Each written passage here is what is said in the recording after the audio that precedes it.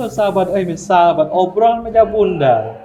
Mbak Uke Klose hari ini hadir bersama kita seorang desainer yang malang melintang ya di belahan dunia dan luar biasa dalam bidang rajut ya. Ini rajut nggak hanya rajut dari bahan-bahan benang, tapi juga mungkin merajut silaturahmi ya. Merajut cinta, merajut hati ya. Gitu. Mbak, apa nih cerita dari Klose ini apa? Jadi saya senang merajut itu sebenarnya sudah lama. Dari saya SD, kelas 3 itu saya tertarik dengan rajutan karena ya orang tua saya, kemudian saudara saya itu sering merajut. Jadi karena tertarik saya minta diajarin. Ternyata memang passion saya itu ke sana. Jadi begitu itu kelas 3 SD, terus saya pada saat kelas 6 sudah bikin baju sendiri sama ibu saya. Dibuatin itu, kalau itu jadi selain rajut saya itu belajar kristik, sulam, pokoknya yang keputrian gitu ya. Akhirnya pada saat itu bikin tas, terus baju dikasih sulaman gitu ya. Saya kerjakan sendiri, ibu saya yang gambar, saya ini. Terus pas saat itu terpikir asik juga ya kayaknya. Dan jadi udah dari kecil saya pingin ada darah dari ibu. Iya betul. Pas begitu lihat itu kok asik ya. Ibu saya itu kalau bikin baju juga dia ini bikin baju, anaknya semua yang cewek dibuatin baju kembar kayak gitu-gitu. Nggak pakai yang niru-niru yang pola segala macam gitu ya, dia bikin aja sendiri gitu. Dari situ saya tertarik gitu. Akhirnya pada saat SMP saya ngambil untuk yang menjahit ya. Jadi dari situ tuh kemudian ternyata itu berguna pada saat sekarang ya selama dari saya merajut dan waktu kuliah. Saya tuh ini merajut terus ya, jadi merajut shawl, tas apa aja saya jual ke teman-teman dan itu mereka pada suka gitu ya. Jadi akhirnya semua dari mulut ke mulut gitu pada beli kayak gitu ya. Terus nah setelah itu terpikir juga nih mulai bikin baju, tapi belum ikut fashion show gitu ya. Terus pada saat itu kemudian setelah selesai kuliah masih terus merajut gitu ya. Cuma pada saat saya sudah menikah terus punya anak sempat berhenti. Karena pengurus anak. Tapi begitu anak saya masuk SD, saya mulai lagi. Kayaknya saya harus tetap merajut gitu ya. Karena saya suka. Jadi akhirnya saya disiplinnya. Jadi begitu jam 4 pagi bangun, setiap hari merajut gitu ya. Nah, kemudian saya mulai 2011 itu udah mulai fashion show. Terus sampai sekarang ya. Kalau dulu full rajutan, sekarang beberapa tahun terakhir saya kombinasi dengan wastra. Jadi kain wastra, jadi ada tenun, ada juga batik dan yang lain-lain. Ya itu menjadi sesuatu yang sangat menarik. Dan saya kebetulan karena ini selalu pakai ini seperti ini. Jadi untuk personal branding saya pasti saya pakai rajutan walaupun bagian kecil entah tas entah ini ya bandana. Ini bahannya tidak bahan katun. Jadi memang selama ini orang tuh taunya wool. Kalau wool itu kan kadang-kadang panas ya. Padahal kalau untuk wearable itu kita banyak benang yang sangat nyaman gitu ya. Ada banyak variasi benang. Betul, ada katun tuh banyak, ada katun Bali, katun softy katun, jadi ada macam-macam gitu ya. Ada benang sutra, kemudian yang macam-macam lah. Jadi itu nyaman ke kita dan tidak berat itu. Kalau dulu memang iya ya, orang tuh ngelihatnya cuma yang wool kan gatel, itu mau untuk yang inilah kayak taplak apa sih ini. Tapi kalau untuk baju dia nggak cocok, panas kan gitu. Kecuali kalau wool itu dipakai di luar, kalau pas pada saat musim dingin baru enak gitu. Dan wool itu juga macam-macam. Kalau wool yang di kita itu tuh akrilik, jadi beda dengan wool yang di luar. Wool di luar kan memang dia dari domba dari itu ya. Kalau di kita akrilik, itu benang-benang yang wool itu dari akrilik gitu. Jadi makanya panas gitu. Jadi karena dia kurang nyaman jadi ke baju ya kalau dipakai gitu. Nah ini cerita keliling-keliling dunia nih gimana nih? Ya saya memang senangnya dari kecil juga udah pergi-pergi. Nah pada saat saya ketemu suami saya, dia ternyata suka juga gitu. Asalnya tuh jadi pada saat itu ya kita mah yang deket-deket lah. Pas anak saya umur 1,5 tahun udah saya bawa nih keliling Asia. Asia dulu ya. Asia pertama ya ASEAN dulu ya, karena pertama kali supaya dia 1,5 tahun kan yang perjalanan nggak terlalu jauh lah, maksimal yang 2 jam kayak gitu untuk pesawat gitu ya. Terus ya kita kemana-mana, ke Singapura, ke Malaysia, ke Thailand gitu. Setelah dia rada besar, ajak lagi yang agak jauh, yang 3 jam lebih, kayak ke Vietnam, ke Laos, yang kayak gitu. Terus agak gede lagi, ke Jepang, ke Korea gitu. Agak gede lagi, kita ke New Zealand. Pas sudah dia mulai mau menuju remaja ABG, saya ajak ke Eropa, keliling Eropa. Itu apa? Eventnya apa? Liburan. Ya liburan aja. Jadi memang saya senang, pertama saya senang keliling gitu. Yang kedua memang itu kan nabung terus kemudian itu nyari, kan orang tuh selalu berpikir kalau ke luar negeri itu mahal. Kalau kita tahu cara atau tahu triknya mah sebenarnya enggak juga gitu ya. Iya, Karena iya. kan dari jauh hari kita bisa cari yang promo tiketnya gitu ya. Dan saya kalau misalnya mau pergi rencananya lama, bisa setahun, bisa Iya, iya. 10 bulan, bisa dalam waktu yang tidak maksudnya besok berangkat langsung pergi enggak. Jadi pasti kita rencanakan dulu tahun depan kita mau kemana kayak gitu. Jadi dari situ kita mulai berburu untuk yang promo kayak gitu ya. Promo. Sampai ke hotelnya semua sudah kita siapkan di sini. Jadi nyampe sana mah kita tinggal tinggal tidur, tinggal jalan udah kita siapkan semua dari sini. Kayak terakhir kemarin kita kan ke Amerika tuh ya. New York ya. Ke Amerika tuh saya dari sini ke Los Angeles dulu.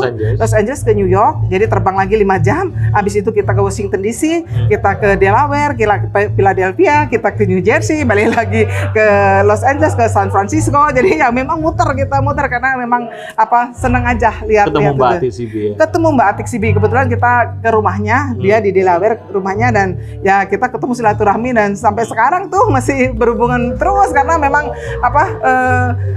ngefans gitu ya, jadi seneng begitu ketemu tuh senang banget gitu ya, gitu.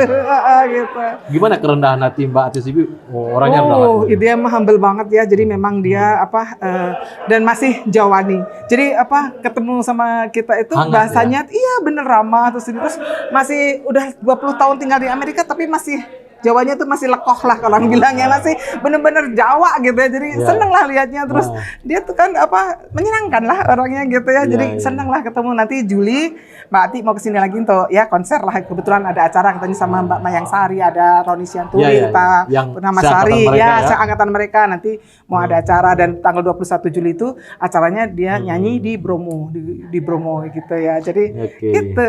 Nah, kita kembali ke rajut. Apa ciri khasnya rajutnya Mbak Uke? Jadi kalau saya itu rajutan yang saya desain itu girly, funky, dan fancy. Jadi anak-anak remaja yang memang dulunya mungkin orang kan melihatnya rajutan itu untuk nenek-nenek atau apa. Nah, saya ingin merubah image itu bahwa anak-anak muda juga bisa memakai rajutan dan itu membuat dia funky gitu ya. Dan itu rajutan saya seperti itu. Jadi kelihatan lah ciri-ciri ininya, misalnya oh ya kalau ini tuh kelihatan funky apa sih rajutan saya. Dan saya misalnya itu saya banyak juga dari saya campur, karena saya campur pakai wasra itu, jadi dia akan berbeda gitu.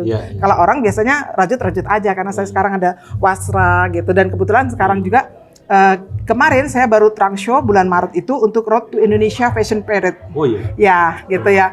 Juni nanti kita ada Indonesia Fashion Parade dan itu temanya rejuvenation. Jadi memang ada untuk peremajaan lah gitu ya. Jadi ini berapa kota di Indonesia?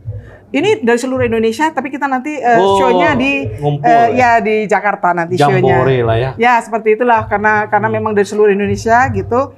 Dan kebetulan di situ juga banyak desainer-desainer yang sudah ngetop ya, Sony Muhlison, Indah Dari, dan Atan Siahaan. Ya banyak lah yang memang sudah ekspor di bidangnya. Dan kemarin itu saya punya kesempatan untuk menulis buku antologi pada saat ada reuni ITB 87 Limitless.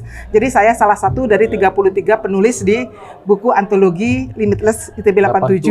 Dia bikin buku yang di betul, Sabuga ya? Betul, yang di Sabuga itu. Jadi kebetulan itu dikumpulkan jadi dari 35 kisah ya. Tapi yang nulis ada 33 orang dan saya termasuk salah satunya. Dan itu saya di situ bercerita tentang merajut itu sampai sekarang. Dan sampai sekarang juga kadang-kadang kita tidak pernah menyangka gitu ya. Ternyata bisa, dan dari situ pun saya juga nggak menyangka juga ternyata tadinya saya pingin dokumentasi dari rajutan saya itu saya masukkan ke YouTube gitu ya. Ternyata dalam waktu 6 bulan saya udah monetize juga gitu ya. Kan? Iya betul. Saya jadi udah monetize ya sekarang mah tinggal ini aja lah menjaga lah. Kadang-kadang kan memang naik turun kalau kita lagi itu malas misalnya tapi kalau sekarang saya karena ada short juga termasuk bisa monetize, jadi saya rajinnya di short aja gitu.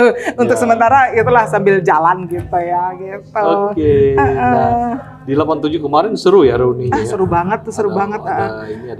Apa cerita menarik yang di buku itu selain jadi Yang kebetulan tuh, jadi kalau yang itu ya, satu buku itu kisah-kisah mereka pada saat Yang pada unik, kuliah, yang unik ya? unik dan itu. Jadi kalau baca tuh kita tuh Ketawa-ketawa. indah gitu ya, terharu, ada ketawa-ketawanya Ah. gitu ya. Senang bisa melihat itu dan di situ kan ada juga kisah tentang apa ayah namanya kita panggilannya ayah Dedi yang sekarang jadi wakil wali kota Bogor. Terus Oke. ada Oh ya, Dedi. jadi ada Honesty Dedi. Basir, dia kan jadi direktur itu yang Bio Bio Farma gitu ya. Ada banyak lah teman-teman itu yang Ismail juga gitu kan. Jadi apa seru lah mereka berkisahnya tentang zaman dulu. Ada yang namanya Iva itu ya Sagir, dia cerita dia dulu seperti apa karena dia tuh kan mahasiswi terbaik tapi dia sebenarnya gaptek Cooper lah kayak gitu ya. Iya, Tapi iya. dia bisa itu dari baru sekarang dia tuliskan bahwa ternyata memang kalau kita punya kemauan juga kita bisa gitu ya mengaktualisasikan diri. Jadi dia sekarang kan dosen juga. Dosen Kebetulan di di Unpad. ITB ya, di Iya. ITB gitu Iya. ya. Gitu. Itu Oke. seneng lah pokoknya saya memang kalau yang hal-hal yang kesenian dan kebetulan jadi selain merajut tuh kan seneng juga yang hal-hal lain yang membuat gimana ya kalau tentang kesenian itu kita tuh bisa jadi hidup gitu ya dan termasuk nyanyi walaupun suaranya nggak bagus apa nyanyi aja gitu ya yang penting happy kan kita happy gitu ya karena dengan happy itu kita bisa sehat gitu. Oke. Mbak Uke, terima kasih Mbak Uke. sama-sama. Telah bincang-bincang dengan kita. Sahabat OMB, sahabat obrolan meja bundar, Mbak Uke Klose cerita tentang seni rajut dan luar biasa. Inilah Uke Klose Seni Rajut. Terima kasih. Terima kasih.